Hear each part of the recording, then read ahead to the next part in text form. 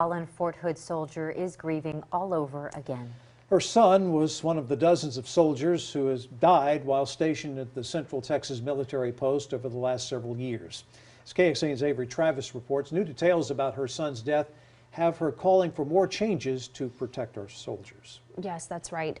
In December of last year, the Army released the results of an independent investigation into the leadership and culture at Fort Hood, finding patterns of sexual abuse, harassment, suicide, and even murder. 14 commanders and leaders were fired, but mental and behavioral health experts we spoke with say they're also doing their part, working to try to change that culture from the ground up.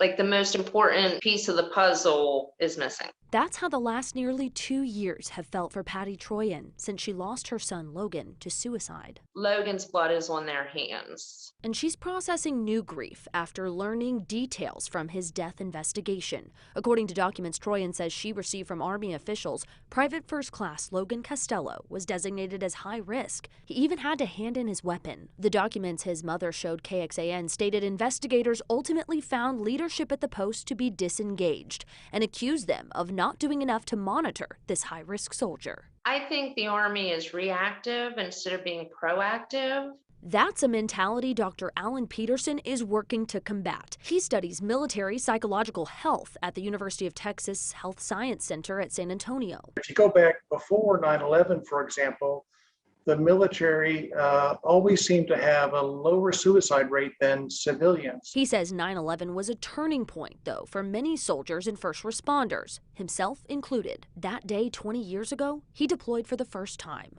Now he helps combat veterans process deployments, as well as soldiers living and training at bases across the country. Many of them have never deployed before, but they still may have trauma exposure themselves. He's helping run a federally funded study at Fort Hood, focused on strengthening soldiers' mental resiliency long-term and getting ahead of PTSD. It's too little, too late. But Troyan says she's still concerned about how they're handling those who are already struggling. What's at stake are lives. Avery Travis, KXAN News. The U.S. Army report on Fort Hood from last year noted that suicides and deaths that occurred off-post like Logan's were not always fully investigated.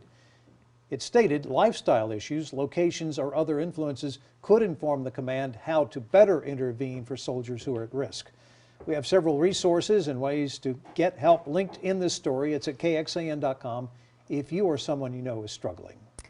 4 times as many service members and veterans have taken their own lives than have been killed in combat since 9/11.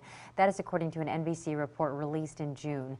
The Costs of War project at Brown University found that more than 30,000 active duty service members and veterans who were in the military since 9/11 had died by suicide, and that's compared with just over 7,000 who were killed in post-9/11 military active members. Most of those deaths were among veterans. Students at LBJ Early